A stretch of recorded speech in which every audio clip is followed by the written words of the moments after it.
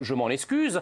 Mais sur le plan des idées, vous n'aimez pas mes idées, ça se voit, oui, et je vous condamne pas pour ça, et j'aime pas les vôtres. Mais littéralement, vous ne connaissez pas nos idées, et en démocratie, encore une fois, le désaccord n'est pas un crime. Je crois que si les Français apprécient ce genre d'émission, c'est aussi parce que, et j'ai eu l'occasion non seulement de le dire, mais de l'écrire. Oui.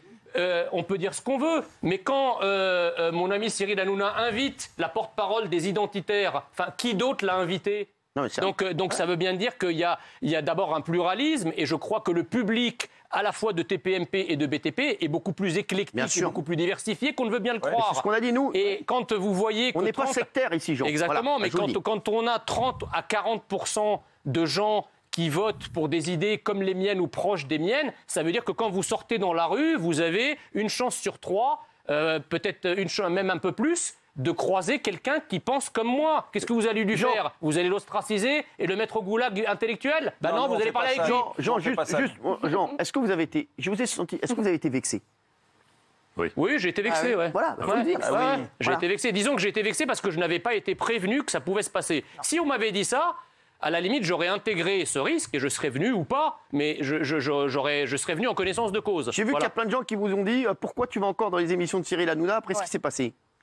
Mais parce que j'estime que, encore une fois, je pense que vous êtes ici suffisamment intelligent, j'espère, pour débattre avec quelqu'un qui n'est pas forcément d'accord avec vous. Voilà. C'est ce qu'on fait tous les soirs. Et donc, moi, j'ai pas de problème avec le débat d'idées. Vous savez, le frottement de cervelle, c'est quelque chose de typiquement français, et c'est quelque chose qui doit être apprécié. Nous sommes dans une démocratie, et la démocratie commence par le débat d'idées. Voilà. Alors moi, ce que j'aime pas, par contre, c'est qu'effectivement, et on parle de Bouba, c'est qu'effectivement, vous avez sur ce type de plateau, si quelqu'un est catalogué d'extrême droite, alors il va falloir qu'on m'explique ce qu'est l'extrême droite. On l'affabule de l'infamie de l'extrême droite, il tousse de travers, on lui rentre dans l'art en disant « Oh là là, c'est scandaleux, vous menacez les libertés individuelles, les libertés publiques, dégagez d'ici, vous êtes un fasciste, etc. » Mais par contre, lorsqu'un discours de haine... Mais c'est un saoulant.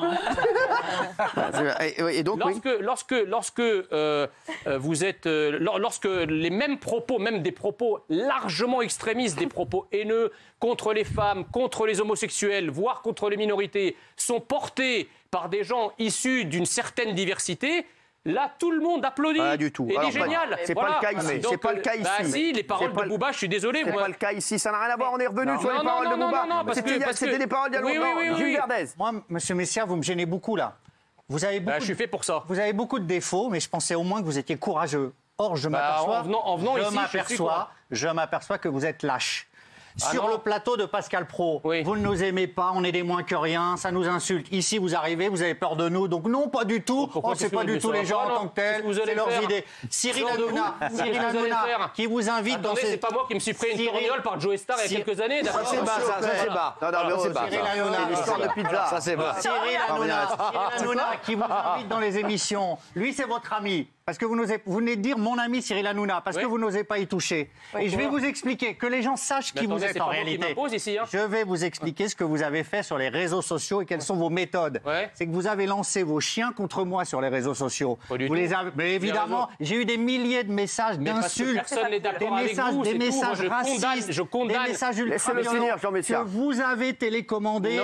Mais arrêtez, vous avez fait un tweet, vous avez été malin et les gens ont commenté. J'ai eu des messages, je vous les donnerai même pas tellement c'est indigne. Mais rien que pour ça, franchement, vous devriez vous excuser. Mais monsieur Verdez, vous êtes une petite nature. Moi, ça fait des mois que je suis menacé de mort par une certaine diversité que vous encouragez et par des gens de votre bord politique. Aucune menace de mort, monsieur Messia. Je vous le mets sur le dos. Je vous la mets sur le dos. Ne dites pas ça. Je vous la mets sur le dos. Je suis menacé de mort. Ma famille et mes enfants également sont menacés de mort. J'ai été contacté par la plateforme Pharos. Pour ça, c'est la plateforme Pharos qui m'a contacté. Alors arrêtez de jouer les chochottes sur les réseaux sociaux, il y a de tout.